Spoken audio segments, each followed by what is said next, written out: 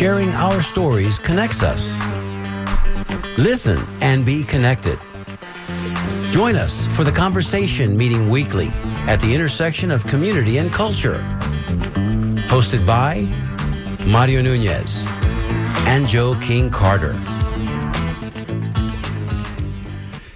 Welcome back, everyone, to this, your Wednesday Hump Day edition of WMNF Radio Tampa, The Conversation. We're so grateful to have you there listening in our second show in our new season. We are just excited and delighted to be here. My name is Mario Nunez, and as always, I'm seated along my broadcast partner, Joe King Carter. Welcome to our listeners, and for those who are new to our show, we are a public affairs program with topics like all of our other excellent public affairs shows. You're here. But we explore personal narratives and culture in which we celebrate our differences while acknowledging our similarities. And that is our goal, is to support connection among all of us. Well said, my brother. Did you write that yourself? Did I write it? No, that was spontaneous improvisation. Straight off the old bean, because it kind of sounded like I know. you might have been reading a little bit. I wrote it. There you go. Listen, and reading it is not a bad thing. That's what we do on professional radio. We just take our time and we make sure that we articulate and everybody can hear us. And if you can sense the smile in my voice, it's because we've got a wonderful guest and a friend of both Joe's and myself. So we're going to be getting to her in just a minute. But in the interim, Joe, what transpired in your life in the past week that we can bring our listeners up to date on? Well, I tell you what, I think that life is beautiful, wonderful, amazing, and astounding, and I had a great time, as I always do.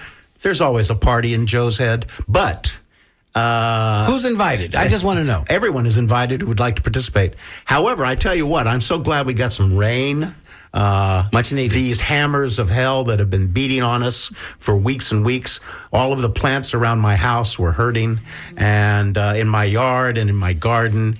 And I see plants as beings. They are living beings that share our DNA. Absolutely. And I feel for them. And this rain, that's a little bit of rain we've been getting, is really quite lovely. In great part, that's why you're my co-host and inspire me so, because you are such an empathetic being. I mean, I know you personally well enough to know that even the smallest of God's creatures, are part of your life each and every day. As we walk around the community, we see these things. There we go. Dr. Livingston, I presume. I presume. And we have to acknowledge that. So, yes, the rain has been very helpful. Now I'm going to take the opposing viewpoint. Whilst we get the rain, and it is much needed and wonderful, can we get a little less humidity? I'm just saying. I know. Because in Florida, it's not the heat, it's the stupidity. Yeah, all right, let's move forward. Let's move forward. So what's been happening in my life? Thank you for asking, Joe. Of course. For the last week, I've been enthralled with this whole soccer/football phenomenon. For those that are aficionados, and I'm slowly kind of creeping into that group of folks. I mean, the Euros are in full swing. Copa America. Also, you've got games last night. The great team from Argentina was playing against their arch rivals, Chile. I mean, yeah, this is kind of foreign territory to us here in the U.S., although fans of the Rowdies know different. We have the CONCACAF events that take place here in the state of Florida. We've got an MLS, stadium in Orlando. And some of these games are being played here in the United States. That's what makes it so interesting for us. And, of course, the World Cup will be here shortly, and it's going to be hosted in the United States of America. So, and least we not forget, we now have the new all-women's Sun soccer team here in Tampa. Now, is that Sun S-O-N or S-U-N? You threw me off there. S-U-N. So that's their nickname. That's what they're their known name. by. The Sun. Okay. Just like we have the Tampa Bay Lightning, we will have the Tampa Bay Sun. Oh, my. And the Sun Who's behind that, by the way? Pardon? Who's behind that enterprise, by the way? Well, it's a series of partners. One of them that I know is Daryl Shaw, but there are others involved, and I don't have the names in front of me, but I'm very excited about it. They're doing training in their headquarters is going to be in Ybor City, and it's exciting. This is professional women's soccer, is it not? Absolutely, yes. And, you know, they have been experiencing, much like the WNBA right now is experiencing a bit of a renaissance, as it were. You know, they've been in existence for a minute, but now we're going to experience right here homegrown women's professional soccer. Right here in our own backyard, son. In Waibo City. I'm just going to say it again. Waibo City. So if you're a fan of soccer, this is your opportunity to participate as a fan, as perhaps even more than that. Yes. So we're grateful for Mr. Shaw and his vision Yes. and his willingness to participate and spend some of his money. And supporting women's athletics, which is just it's a nice little bit of whipped cream on top of that dessert. Here, here. We are excited to introduce you to our guest today.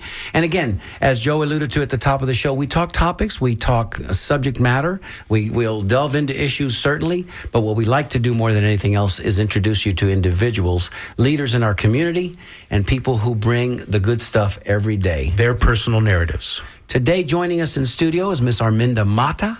For those of you that are not familiar with that name, she is the president and CEO of Ybor City's Historical Society, and a whole lot more. I think her microphone is open. Arminda, are you there? I am. Thank you for having me today. Are we excited to have you on board with us here in the studio? Of course we are. Joe, you know Arminda well. I do. She's got that big smile on her face, so I know she's We can excited. hear it. We can hear it. Joe? So, well, Arminda, so I have known you for a moment in time, and there's a lot of stuff that we're going to get to about what you are currently doing and how it's affecting the community. But I would like to sort of delve a little more deeply. You know, another name for our show, instead of the conversation, could have been Let's Spill the Beans. Or the tea. Yeah, that's right. So let's talk a little bit about Arminda.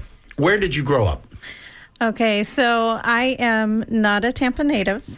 You can probably tell with the accent, but I was born and raised just outside of Montgomery, Alabama. At 15, we moved to Louisville, Kentucky. I've lived in Mexico for a year, and I've been here in Tampa for close to 20. I see. So Montgomery and Louisville, you are ensconced in Southern culture, girl. I am, and my mother's family is from East Tennessee, so Very good. very Southern. Very nice. So in that process, how did you go to school in places or in those areas, or? So interestingly enough, outside of high school, I did not go to college. I was like most 18-year-olds and left home and moved to a different country. Looking for And- answers. And you- I became a missionary. There you go. And traveled throughout Mexico feeding the poor. And when I came back, I got a job at a bank, and then I got married young and had a kid. So I didn't go to school. However, after I moved down here and worked in the banking industry for a while, my father passed away at a very young age, and he made me promise to go back to school. So that's when I did, and I followed my love of history. Excellent. Very good. And so you always had a love for education and Yes. learning because you're that kind of person. You're growth oriented. So history, how did your interest in history evolve? Because a lot of people do not come that easily. No, they don't. I say it runs in my veins. My uncle is actually he is the president of the Scott County, Tennessee Historical Society. Okay. And at a young age, his house was like walking into a museum of military affairs. He had guns and helmets all the way back to the Civil War that he collected. So from a young age, I loved history, and my family, I have a cousin. Several of my aunts and cousins are all educators, and so education and history it runs deep within my family. So that led to my love of history, and my love. I have a minor in anthropology because of my love of people. Oh, that's very interesting. anthropology and history makes a great combination. It really does. No lack of subject matter there, Joe, huh? Yeah, really. I mean, we can go all the way back to the early times. Arminda, your present title as president and CEO of the Ybor City Historical Society, we discussed it kind of before we went on the air. That's sort of the umbrella. That's the parent company, if you want to look at it that way. That's the big club. But there are other affiliates that kind of fall under their auspices or jurisdiction, and one of those is kind of your pet project in keeping with that historical love of all things history. Baseball. So baseball is one of the many things that we do. It's the Tampa Baseball Museum at the Alalo Pass House, which is enriched in the love that Tampa has for baseball. It's all about the players who came from here, the history that we have, not just the major leagues. We have the minor leagues, spring training. We have temporary exhibits for the Negro Leagues that were in Tampa, for the Little Leagues and the social leagues that our baseball was built by were the social leagues, and how important they were to the bringing this multitude of diverse languages and cultures together in one, what we call the universal language, which was baseball. So the Baseball Museum represents that. It is one of the things. Our new pet is our mobile museum, and that is going out to any organization, but mainly we go to schools, we go to senior citizen facilities. We also go to businesses to teach more and more newbies the history of Ybor City so that it does not die out. And its wonderful connection to baseball. Correct. So this would be an opportunity for us to remind everybody at about 1:15 that you're listening to the conversation here on WMNF. And if you'd like to join in the conversation, you see why we named it that, Joe? That's you right. See? I mean, it's really low-hanging fruit, for crying out loud. If you'd like to join us here on the conversation, and if you have a question or a comment for Arminda, or if you'd like to comment on history and baseball and all things entailed, call us at 813-239-9663. You can always email us, dj@wmnf.org, or you can text us if you're standing there at the traffic light and you got enough time. Just keep an eye on the green light. 813-433-0885 if you've got a question, comment, or you just are a fan of all things baseball history here in Tampa. By the way, keep an eye on the red light. But let me just say, under the category of Spill the Beans, I'm going to be revealing at this moment, and at the chance of emasculating myself, here we go. Say that we never know what Joe's going to say. I'm not a sports fan. We are rare beasts, but we exist. And I know that you are a sports addict, would be fair? How would you characterize your relationship? That's a great question. I'm a fan, a fanatic, which is short for fanatic, of the human experience as it relates to athletic competition. I see. So if two people are lining up in the parking lot and they're going to race down the street, first of all, I'm going to watch to see who's going to pull a hamstring first. And then second of all, I might just post a little wager on who might be you know what I mean? But it's safe to say, and it doesn't matter. That's why I alluded to football, soccer at the top of the show, because now that's in full swing. And then if you press me on it, I'll be watching the Olympics in July. And if you press me again, I'll be watching the Little League World Series in August. And then after that comes the NFL season. And then where are we going? You see what I mean? There we just go. got finished with the NHL and the NBA. So I guess you could say I'm an addict. So the word fanatic and addict are not too far apart for you. Now, having said that. Yes. But you're going to participate in this conversation. Oh, I'm going to participate because, and here's one way I'm going to participate. As a person who has, I am myself a historian in my community. You are. I've had to become aware of the fact that Tampa has many interesting, and the Tampa area, including St. Pete, has many interesting connections to baseball that probably most people don't realize. Now, am I incorrect in this, Obi-Wan? Was not Tampa the first home of spring training in the state of Florida? And I believe it was the Cubs and I believe it was in somewhere around 1913 or 1912. Or So something Joe like says that. he's not a sports fan, but he dropped some knowledge on us right there. Armin Namada might be more ably qualified to answer that question. But we have been traveling. I say the teams from the north have been traveling to Florida even before Arizona because really and truthfully the railway was the way they got here. So Sure. Florida was the first natural spring training environment for these teams. Right. And at first it was kind of, I won't say willy-nilly, it was always organized. It was always something that had to happen because you have to have that training period before you start the regular season. And Florida's weather has always been appropriate at that time of the year, February, March. Right. So, yes, to that. Now, as far as Tampa being the first, if somebody out there is listening and they care to call us in and dispute that fact, we're going to go with Tampa and the Chicago Cubs. Probably in the early aughts. I think probably it was either the Cubs or the 1903 or Sox. I'm 1906. not sure which it was, but I believe that's true.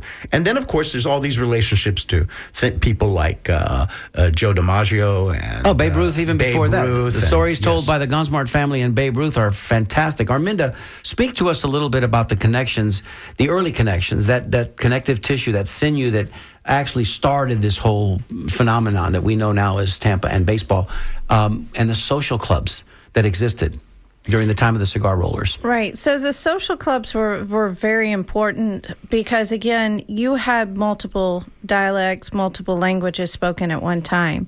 So baseball, I believe there was a news article in the Tampa Times from 1914 when they wanted to create the Intercity League that they specifically noted in the newspaper that they wanted to find a family-friendly pastime for the to bring the community together. Baseball was that. Now, baseball existed in Tampa long before that. I've done research that shows baseball going back into the early to late 1880s. So baseball in some form or fashion was always played. But you had the social leagues, you had all the social clubs, the Italian club, the Cuban club, the Centro Asturiano, Centro Español, they all had their own teams. You also had the Cigar City League, which was created late 1913, early 1914. And the first champions of that league was the Cuesta Rey Cigar Factory. So it's very interesting if anybody loves history and wants to do a research on it. If you go on newspapers.com and look at Tampa Bay Times, it's quite entertaining to read how they would taunt each other in the papers of who rolled the best cigar and who had the best baseball team. That makes perfect Interesting, sense. of It was course. always competitive. Yes. Yeah. And again, it speaks to our competitive nature as human beings and probably why I, am so drawn to sport at all, right? Because, the agony of defeat, the thrill of victory and the agony of defeat. We can close our eyes and see the opening to Wide World of Sports on Saturday afternoons when the ski jumper would fly off the sideways, the ski jump, and it was always devastating. But we always watched. We had to watch. Well, your association with the museum, how long have you been in your post? So I actually started as an intern with USF through their history internship project because I had 20 years of banking and business background, but I didn't have anything that would get me into the historical field. So I did an internship. I started with Tampa Bay History Center, and then I did a second internship with the Ybor City Museum Society under Chantal Hevia. Chantal asked me to come back as the curator of the state park and do a brand new exhibit that went in there in 2022. Did you wear the uniform? Because I'm always fond of that uniform. No. You look like a little part. You know Well, what she I mean? wasn't- You know the she uniform wasn't a I'm talking ranger. about. Yeah, that ranger. I wasn't She wasn't a ranger. I'm That's not allowed fabulous, to wear that the uniform. But then after that, Chantal retired in December of 2022, and I took over as the interim in January. And what was announced the permanent CEO in October of 2023. How'd that make you feel? Great. Right. I almost didn't.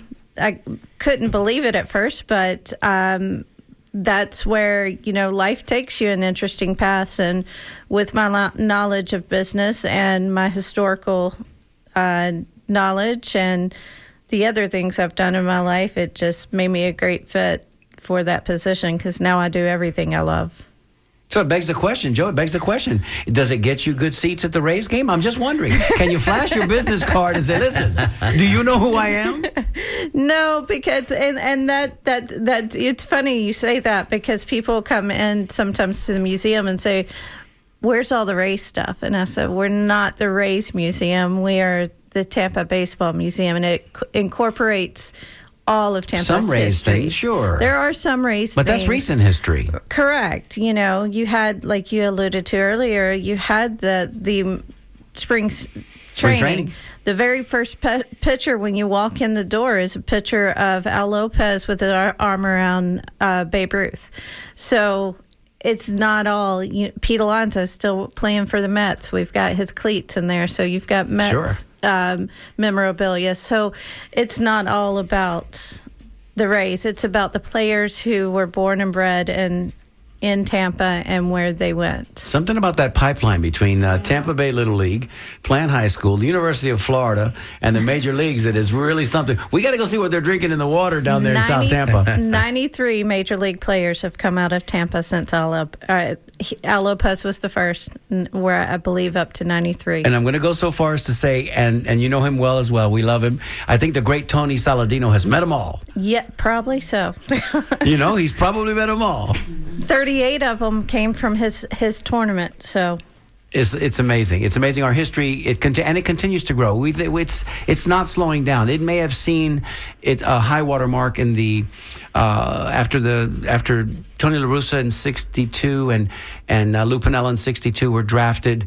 Attention started to turn towards Tampa, and then you had the late '60s. A few players, John Tamargo comes to mind, Nardi Contreras comes to mind, and several others, Kurt Such. I mean, there were many in that late '60s. But boy, by the time the mid '70s got here, and then the early '80s, I think that spigot was on full blast, and we had and scouts were everywhere. And, you know, the list of names is extensive, and they're all stars, and some of them, Freddie McGriff, are Hall of Famers. Correct. So pretty good stuff. Do you pinch yourself every day when you go into work and you go, hey, man, this is a pretty cool job? it is. It's a and you get to work job. with Gina, so, you know, that's another right. thing. She is my heart and my right hand. Excited. Joey? Yeah. Well, I should mention that we have Gina here in the studio. She doesn't want to. Yeah, she wants to participate as an observer. Absolutely. But these two are they both have my heart in Ybor City as supporters of history and what they do for the community. You know, when you work in a community setting, you are doing things for the community that nobody else knows about, and you're always going to be doing things to help that community that is unseen by others except for those in the very know. So they are both really hard and fast committed supporters of our community, and community is what everything is about in my world. So I'm so happy to have them here. I want to ask a question. Absolutely. The Tampa Smokers, There you go. what is the nature of that team, and what do we know about Well, that? we've got the curator and the CEO right next to us, so... Okay, so just for everyone to know, I did not curate the Baseball Museum. I came as CEO of the Baseball Museum, and I Explain to everybody what the difference is. Explain Okay. it so that they know. Yes. And people like me stop using the phrase curator if it's inappropriate. Well, it's because I was the curator of Ybor City Museum Society, and the confusion there is that we own and operate the Baseball Museum, but it's only part of what we do. We also do our Rolling Through History mobile museum, which is free of charge to the community for us to come out. And we also have started now the Historical Society, which we are more leaning towards what our name will be, because we are trying to get the history out of Ybor City as much as we are of baseball. So we do immigration, we do the founding fathers, we do women in Ybor's history. So we have special things that we talk about with people. We still support the state park, not as their supporters, but more as a community partner like we do other people as well. And it's all about getting out, getting the history to where people know it, and bringing people back into the community to benefit the other people in the community. And you have functions as well. You have get-togethers. Correct. You have one that's, I think, just happened, correct? Legacy. Bourbon and baseball? Is that coming we had up? Legacy. Okay. Baseball, bourbon, and cigars. We did in conjunction 2 years in a row with the Florida Sports Hall of Fame. Okay. Centro Storiano has a new thing that they did that was bourbon, baseball, and cigars. So it's a little bit of a different title, and they did it focusing on the baseball history. And we took our mobile museum to their event so that people could see part of what we bring out to the community. And in that mobile museum, which is a wonderful opportunity to do outreach in the community, is it possible that you might pop up at a Little League complex on a Saturday morning? We actually do that quite often. We were at West Tampa Little League's closing ceremonies. We sponsored Interbay Little League last year. We sponsored a team. We were at their trunk or treat. We were also at their opening ceremonies. So we try to support as many Little League teams as we can, and we're always happy to go out to anybody. They just need to call the office and talk to Gina, and she'll What an amazing schedule. way to bring your product and your wonderful exhibits, and just the fact that you exist, if people don't know that, to the community. Full disclosure, WMNF has sponsored a Little League team at Belmont Heights for, I think, 30 years, maybe even as long as the station has been here. So, yes, it's important that we keep those connections vibrant. And while we're on that subject, Sure. I want to talk a little bit more about this mobile museum idea. So, if for our listeners, how does that occur in the world? What does it look like? How does it function? So I've been asked many times if I have a bus, and no, we do not have a bus. We are not big enough for that yet. But buses bring a different level. It's ADA compliant, and we want this to be for everyone to enjoy, despite age, disabilities, anything. People can enjoy the history. access. And the access to it. One thing that we have found, especially with children, they love to touch things. And having it sitting on an 8-foot table with all the big baseball banners, and then when we do the Ybor City side, we're getting historical banners made. I print off pictures of one of the mascot, which was one of the steamships that brought immigrants from Cuba.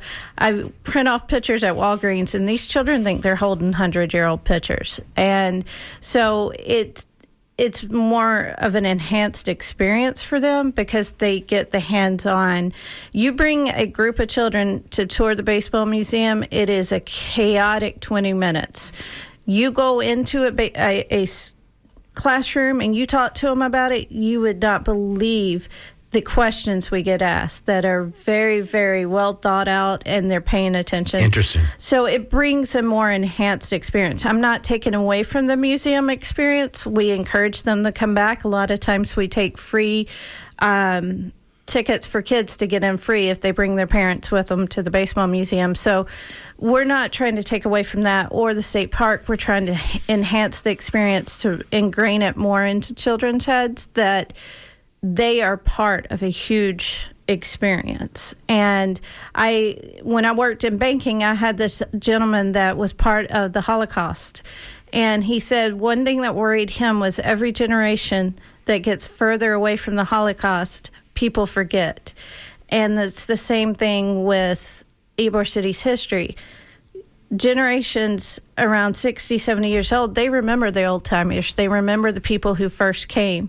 But every generation you are removed from that, they forget. And then you have people like me who love Tampa's history but are not from Tampa that want to know more. And that's what we're trying to provide, is that knowledge. And, let's face it, Ybor City hasn't had the best news lately with all the shootings and everything that have happened. So we're trying to bring people back in and show them that it is a city that you can bring your children, you can enjoy all the museums, you can enjoy the restaurants, and it's a great place to be. And the aforementioned Daryl Shaw is trying his best to also shine the best light possible. He and others are working on certainly. that. And I know and there Joe, are these... you're an Ybor City resident. So these are the conversations that center around issues like gentrification gentrification and other things. But the thing is that I have said for a very long time that the real value of Ybor City is its history. Heritage tourism is in fact, largest form of tourism on earth.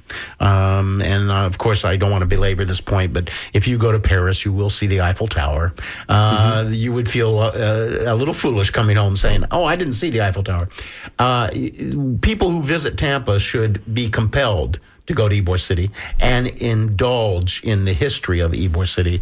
And it's our history. So the mistakes that have been made in the past in Ybor City about trying to turn it into something it should not be, maybe a commercial mall or a drinking mall or whatever it may be, those mistakes were based on not valuing history. And history is really what we all have our roots. We all want to be connected to our roots. So I think anyone who's working in this area comes to understand that this is really the way for Ybor City to reestablish itself. And I think what you're doing is just excellent. I conduct history tours there, and I'm involved in my own process. But the baseball museum I think is just absolutely so lovely. It's in a casita. And that casita is kind of special for what reason, Joe? Well, that casita was a casita that was relocated by the FDOT. And who lived there? Who grew up in that casita? Do you know? I'm not sure. Do you know? Do you know? That's Al Lopez. That's his childhood home. Is that his childhood home? That is his childhood home. Wow. So there's that history that it can't be any more connected than that. Yeah, he sat on that absolutely. front porch with his parents. Absolutely. That's a little kid. Yes. I had misplaced that fact. Yes. Yes. But it's in that cranium of yours. There I it know goes. it is. Listen, Yeah. let me remind everybody at 36 past the hour that if you'd like to ask Arminda a question, you want to join in the conversation, there's that title again, then join in the conversation. 813-239-9663. Email us. I'm right here next to the emails. I'll be happy to read your email. dj@wmnf.org. I want to ask Arminda a question. Then you're going to go next, Joe. Give me your top 1 or 2 moments since you've been associated with the museum. And they could be something as much fun as that day that you and Gina did that thing, or the day that you met so-and-so. You know what I mean? Like, what has been like top moments in your experience? Well, my number one thing with history that I love is the connection. And that's, I was asked once, is history still important, and why is it still relevant? And I said, history connects us to the past so that we can understand the present and change the future. Because history, a true historian, if you tell them that history repeats itself, they'll put you in your place. Because history does not repeat itself. It's not something that's going to happen. It's we as humans who don't learn from it and change it. So that's one reason we do this. So I love making history relevant. We were in West Tampa Elementary, and I brought a midwife book. It was from 1906 to 1912. Every name that this midwife attended the birth of in the Ybor City and West Tampa. And the teacher of the 5th grade class we were there found her great-grandmother's name in that book. Wow. And she took pictures. She had tears in her eyes. That connection to the past was one of my favorite experiences. Another experience is me. I've met so many great people, so I can't really say that I don't want to pick one person over another. Right. I've met Lou Piniella, I've met Tony Saladino, and meeting these greats are just amazing to me. So, but there's too many, so I can't choose one of those. That's okay. But celebrities are in our midst all the time. Yeah. I mean, Tino still lives here. Gary Sheffield, I believe, is in the area. Freddie's still here. Wade Boggs. Do they pop in every once in a while? Do they ever come in and say hello? Lou does, and Al Lopez Jr. He comes in quite often. Dear friends with Lou as well. Yes, he comes in quite often and brings family members to the museum and points out, he showed us where his bedroom was when it was a house when he was young. Those are all great experiences. Some of my best experiences, though, are with my staff. There's some tears, but we laugh a lot. especially when you put me and Gina together. That's got to be a good time. And you have volunteers. And we have volunteers Right. and contractors as well. Right. So to that end, let's talk a little bit about since you spent part of your life in financing and business, the actual financial operations of this kind of thing, or the Museum Society as a whole, or whatever you want to talk about. But what are the challenges in getting money to the system? The root of all evil. Right. So we are a 501c3. We depend solely on support from members, donors, sponsors, and grants. Grant writing is difficult. You spend most of your time doing grant writing, but depending on who's in office and who's not, Stroke of a pen. It's all depends on how much we get. We would not exist without the support of the city, the county, and all of our sponsors, and we appreciate that. So, but to me, the hardest part is the love of history is dying in a lot of places, and encouraging people to put us in the same category with the arts, because to me, history is a form of art. And there's so much that we are able to provide. It's just getting the word out and exposure. And COVID changed everything For a lot of people. Yeah, we saw so many tours go down because of COVID. Different field trips were cut. There's less buses. We found out what Zoom meetings were. Yeah, and so that's another reason we created the mobile museum. Is the only way to get people to hear about it is to engage with the community. And as you mentioned earlier, the experience that you have at the museum is, especially for the kids, is tactile, right? Correct. So they like to come in and touch and feel and see and smell and put all their five senses on it. Maybe not taste, but don't lick the banister. But the reality is, it doesn't work unless you're there, and it doesn't work. Correct. And is this the appropriate moment for us to make that pitch on your behalf for those names mentioned previously? If they could just stroke a little check to maybe help you guys out, Right. because 501c3 checks are tax deductible, y'all. So if you need to help, and you can help us here at WMNF as well, and help us here on the conversation, I'd like it to read this email real quick. It says, and I'm reading now, I'm going to miss the slice of life, but I'm glad we're still getting to know more voices around town. Smiley face. I have a question. What is your favorite baseball moment in baseball history? And then they go on to say, I'm not a follower of sports, but I am a fan of learning. That's from Gemini. And Gemini, thank you so much for the email. Is that not perfect, Joe? Is Yes. that not perfect? Because they're saying, okay, let's break that down real quick. I'm going to miss Slice of Life. Okay, we understand that completely. But I'm glad to be getting to know more voices around town. That's you and me, Joe, and our guests. Yes. And then she goes on to say, what is your favorite moment in baseball history? And she qualifies it by saying, I'm not a follower of sports, but I'm a fan of learning. And if we can Yes. just get people to just lean in on that. Yes. Because every opportunity to learn something new is an opportunity to grow personally. Well, let me respond to one thing is that Gemini. to Thank you, Gemini, that to Gemini specifically, let me say that there was no larger fan than I am and was of Randy's Slice of Life, Randy Zimmerman's Slice of Life. I thought it was just an excellent, different kind of formatted show here on the air that, as I said earlier, alluded to that we have all of these public affairs shows. First of all, let's just get very real about this. The work that's done here at WMNF is astounding. And it's astounding because of these incredible volunteers that are DJs and hosts of incredible music shows. It blows my mind that there's such good music is available to us. And then we have a great news staff, and we're getting all the news that we really need, not news that's been commercialized and turned into a product. And then we get these public affairs shows that are wonderful. But in the midst of all that was Randy's show, in which we made this human connection. And I just love that. And it's part of the reason that I'm here is because when you approached me, Mario, and we talked about this, I wanted to keep as much of that show alive as we could while still dealing with topical issues. So that's why my idea of a good show on The Conversation is the first half hour we delve into your personal life. If we could put you on the sofa with a therapist, we'll do it. And then let's talk about the issues that you want to come here and talk about. And thank you, Joe, for expressing that for both of us. Also, we have a big obligation, right? We were gifted in many senses the opportunity to follow in Randy's footsteps. And Randy's our leader here. She's the captain of the ship. And she has many lieutenants and a lot of privateers and those of us that are just doing our job.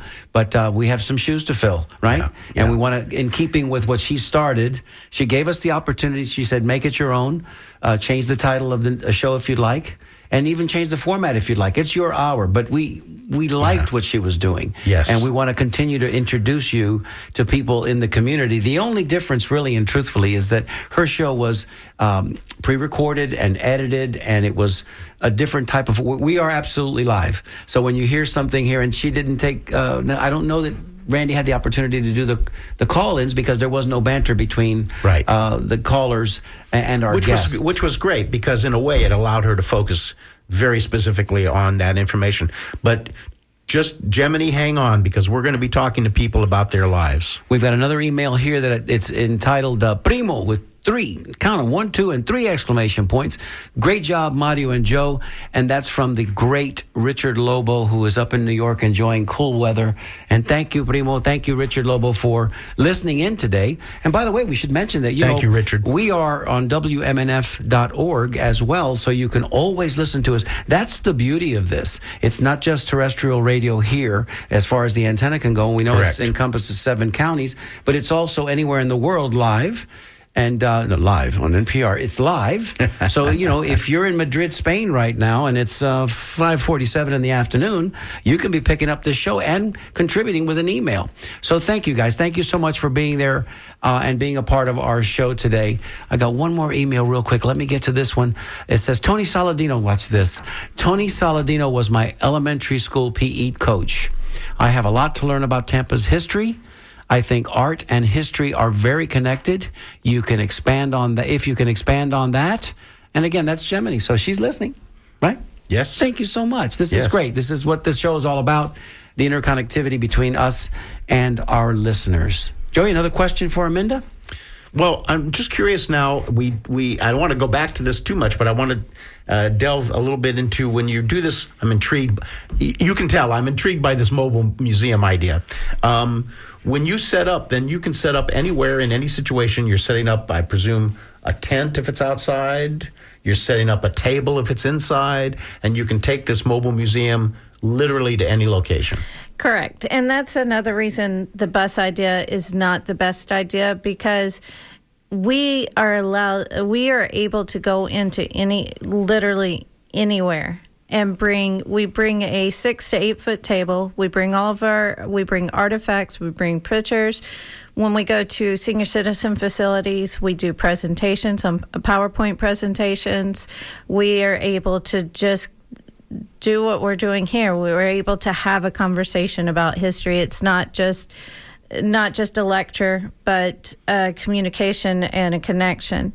We're also able to do it outside. We have tents that we take when we're outside. We were part of J.C. Newman's Founders Day celebration.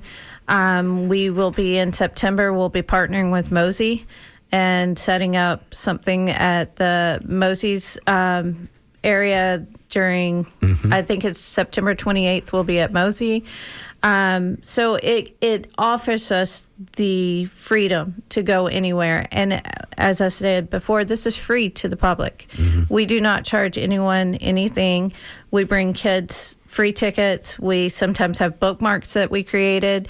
We're doing a new series of bookmarks where we're going to have a QR code on the back.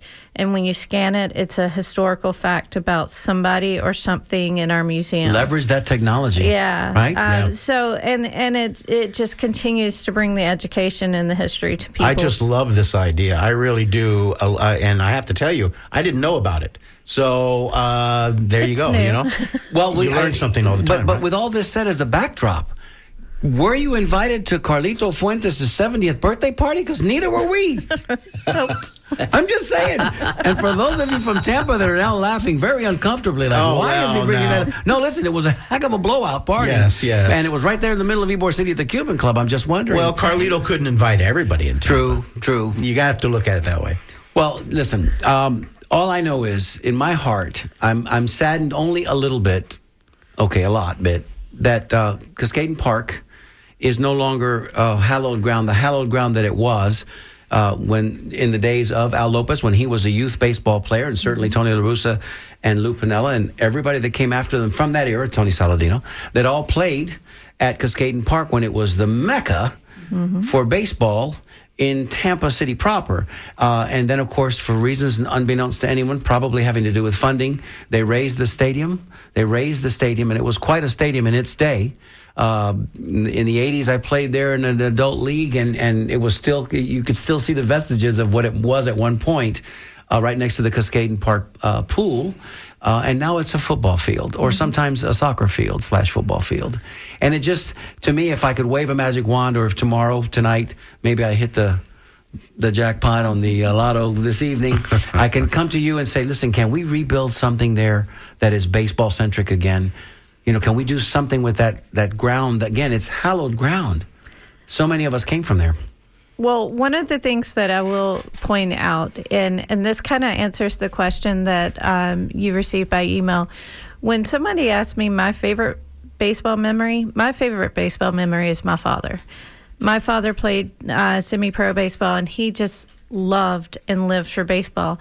And the only time he was a hardworking, and he was a truck driver at most of my life. So the times that I got to spend with him were sitting in his lap on a Saturday night watching the Braves play, because being from Montgomery, that's the closest team Hammer and to me. Hank. Hammer and Sorry, Hank. everyone. I grew up a Braves fan.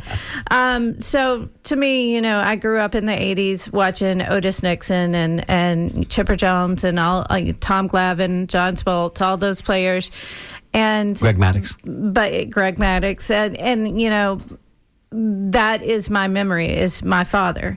And to most people, that is their memory. It's not so much their favorite baseball memory, but it's who they were with when that memory happened. And in Tampa especially, baseball's community. And when we go into schools, first thing we ask is, how many of you are baseball fans? And unfortunately, maybe 3 children will raise their hands. You ask them, how many of you are soccer fans? Every child in the class raises their hands. So it's to allude to what you said, a soccer field or a football field, it is the unfortunate part of time. And if you want baseball to be the way it was when you were young, it's the community that's responsible for it. That's right.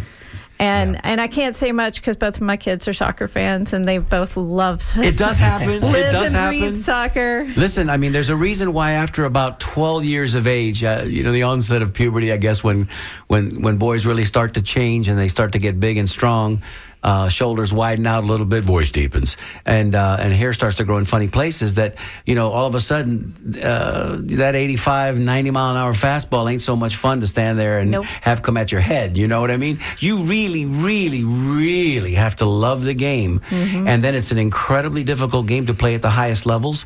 So when a guy gets, we just lost Willie Mays. We talked about it last week for a minute. I mean, that's all. The man was born to do that, let's just say, and that's all he ever wanted to do. So that it takes that kind of love and that kind of Right. fire in your belly to want to play the game. It's just not an easy game to play, as we all know well. We just have some great comments. We're about coming up to about 8 minutes left in the show. Is there anything that we haven't mentioned, Arminda, that you came here with an agenda to make sure that you had to mention today? And if you need to get your cheat sheet out and let Gina help you with that, that's fine. If there's an upcoming event, if there's anything we can help you solicit without soliciting it, because we have rules here. Yeah, yes, you're right. We back to the Rolling Museum. As you can understand, the mobile museum is our passion right now.